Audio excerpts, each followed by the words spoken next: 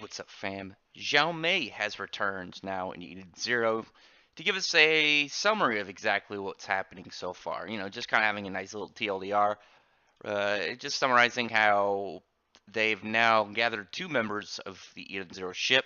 They got Witch, whose job is defending the ship, and Sister, whose job is being a healer, but Hermit is damaged, and they've now gone into Digitalis to try and find pretty much her robotic soul.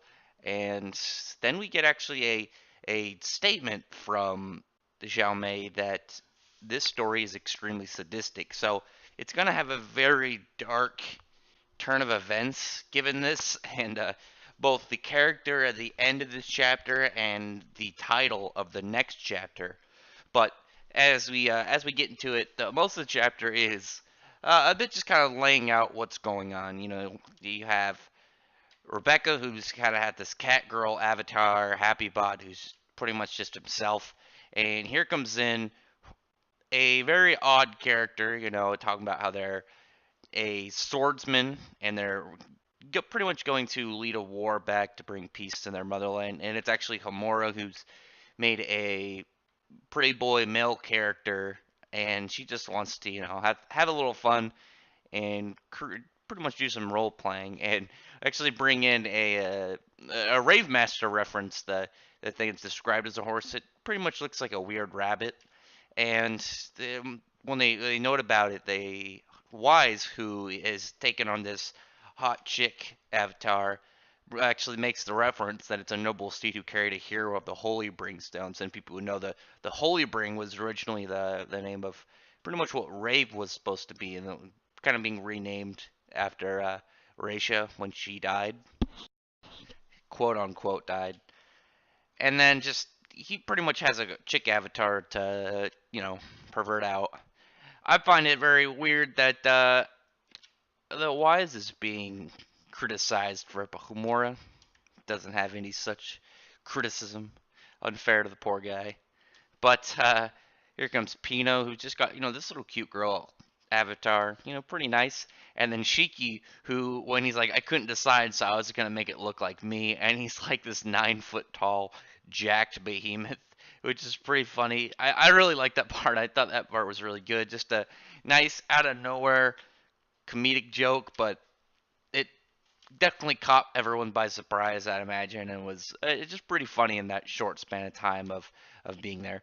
And then once he actually had to go back and change his avatar because they kept bothering him about it, he pretty much makes himself look a little bit like how he used to back when he was on Grand Bell. He's got his long hair, and I definitely prefer his hair being this long. I hope that he grows it back out and keeps it this long. I think it looks a lot cooler, especially when he's being zero gravity and just hovering in the air. It just floats around. I think that's pretty cool. And then I like his cool tiger stripe vest and Acnologia reference necklace. I thought that was pretty cool. I like that.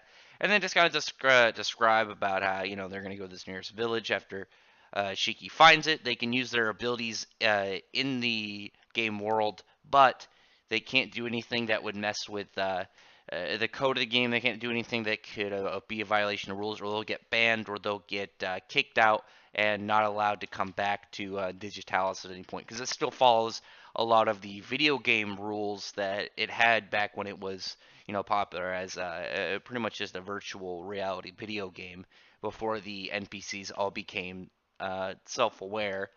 You actually get a little bit of interesting stuff in there as well when you see them talk to one of the NPCs, and he talks about how he used to only really have one line, and what he looked forward to pretty much was whenever a player character would accomplish some goal, and when they talked to him, would have something new to say. So his literal like joy in life was just getting to say something different other than just greetings travelers. Pretty depressing when you think about it. Like if you could be one of these NPCs and you're sentient in the game, or at least aware, but you can't control yourself. You're just pretty much a backseat driver and watching yourself say the same thing every day. It's probably really boring.